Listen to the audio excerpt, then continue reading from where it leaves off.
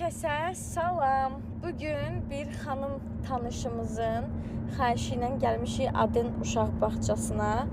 Dedi ki, mən işdəyəm, vaxtım yoxdur. Mənim qızım üçün gedib bağçaya baxa bilərsən. Mən qızımı bağçaya qoymaq istəyirəm. Yəqin ki, bilirsiniz də, artıq tədris şərtləri dəyişib. Uşaqların hamısı bağçaya getməlidir, məktəbə qədər hazırlığa getməlidir. Biz də gəldik Aden uşaq bağçasına baxmağa. Bayaq çəkdiyim yer resepsiyon idi, giriş hissəsi idi. Uşaqları orada qarşılayırdılar və oradan həyətə belə bir keçid var. Resepsiyon olan kiçik binada psixoloq otağı var, xüsusilə uşaqlar üçün. Onu da qeyd eləmək istəyirəm ki, bağçadakı bütün yeməklər, meyvə tərəvəzinə kimi hamısı orqanikdir. Burada bağçanın həyətidir.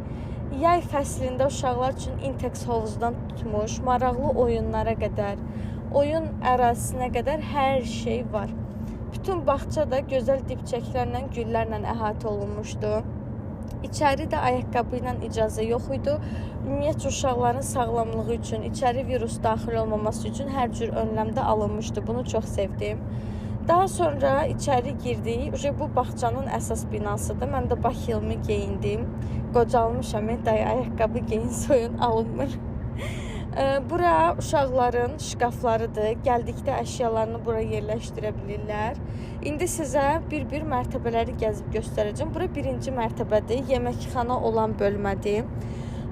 Onu da qeyd edeyim. Bağçanın bütün mərtəbələrində, bütün koridorlarında, otaqlarında hər yerdə kamera var və bütün kameralara da valideynlər nəzarət eləyə bilirlər. Burada akt zalıdır, uşaqların musiqi qoyduğu, əyləndiyi, gözəl vaxt keçirdiyi otaqdır.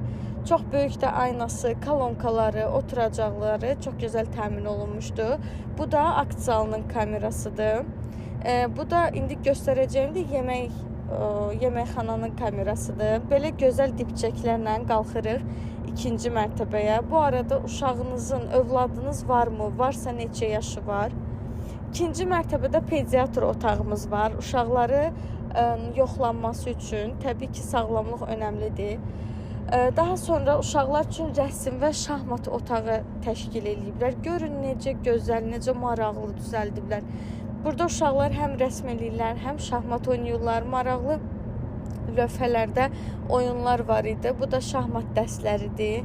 Ayrıca burada da belə qoyublar lövhədə uşaqların oynamaqları üçün. Daha sonra burada dərslərin keçildiyi yerdir. Necə deyim sizə, məktəbə qədər hazırlıq deyək də. Uşaqların boyunu ölçüm, mənim bebişlərim bağça vaxtından keçiblər. Üçü də məktəbə gedirlər. Ən balacam, ən cüqqülüm bu il 3-cü sinifə keçdi. Məryəm bu il 5-ci sinifə keçdi.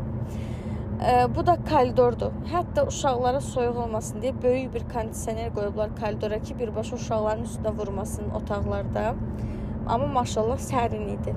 Bura uşaqların yatdığı yerdir. Bura sakit girmişik pıçıldaya. Əslində oğlanlarla qızların yataq otaqları ayrıdır. Oğlanlar üst mərtəbədir, qızlar aşağı mərtəbədə. Sadəcə bugün bir maraqlı aktiviteləri var idi nağılla bağlı. Ona görə hamısını bir yerdə yatsıdırmışdılar. Həm də bugün belə deyim, yay fəsli ilə əlaqədar bir çox valideyn uşaqlarla bir yerdə tətildə olur.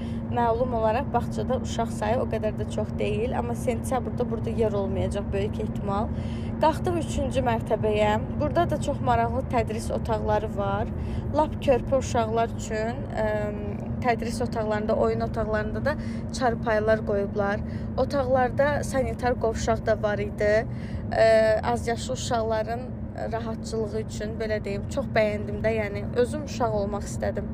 Bunu əslində sizə girişdə göstərməliydim. Bu bağça ilə bağlı məlumat kitabçasıdır. Burada bütün xidmətlər videonu dayandırıb baxa bilərsiniz.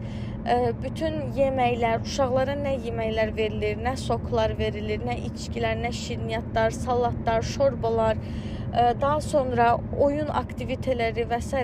hər şey ətraflı olaraq hər bir detalı ilə qeyd olunub. Bunu da sizə göstərmək istədim.